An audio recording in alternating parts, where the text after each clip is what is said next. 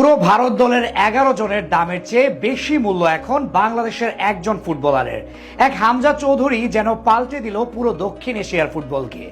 দক্ষিণ এশিয়ার শ্রেষ্ঠ দলে পরিণত হলো লাল সবুজের এই ভূখণ্ড। হামজা লাল সবুজের হয়ে খেলার ঘোষণা আসতেই ভারতের কাছ থেকে রাজ সিংহাসন ছিনিয়ে নিয়ে আসলো Bangladesh.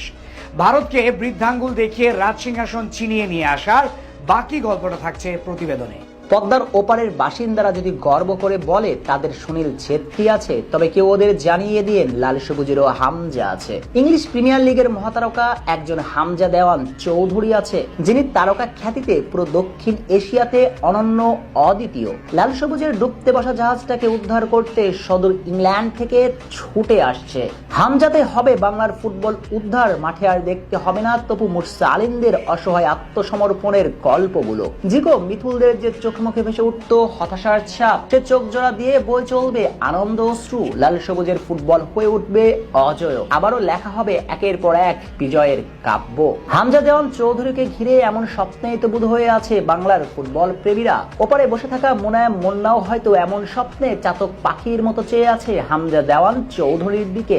One man army show করে হামজা দেওয়ান চৌধুরী এমন পাহাড় সমান প্রত্যাশার পালে হাওয়া দিতে পারবেন কতটা, সেটা হয়তো সময়ে বলবে। তবে আপাতত খুশির সংবাদটা হচ্ছে হামজা চৌধুরী বাংলাদেশের জার্সিতে খেলার সংবাদটা প্রচারিত হবার সঙ্গে সঙ্গে ভারতকে বৃদ্ধাঙ্গুল দেখিয়ে প্রতিযোগিতার মঞ্চ থেকে কোনো পাত্তা না দিয়ে দক্ষিণ এশিয়ার সেরা দল এখন বাংলাদেশ। যদিও সেটা শিরোপা আর স্বীকৃতিতে নয়, তবে মার্কেট ভ্যালুর হিসেবে নিকেশে বাংলাদেশ এখন পুরো দক্ষিণ এশিয়ার শ্রেষ্ঠ দল। হামজা টু বাংলাদেশ স্বপ্নটা বহু পুরনো। ইংলিশ প্রিমিয়ার লিগের দল লেস্টার সিটির ফুটবলার হামজা দেওয়ান চৌধুরী বাংলাদেশের জার্সি গায়ে পড়বেন, এমন স্বপ্ন কয়েক বছর থেকে দেখে আসছিল সবাই। কিন্তু সেই স্বপ্নটা সবসময় মনে হয়েছে মরিচিকার মতো।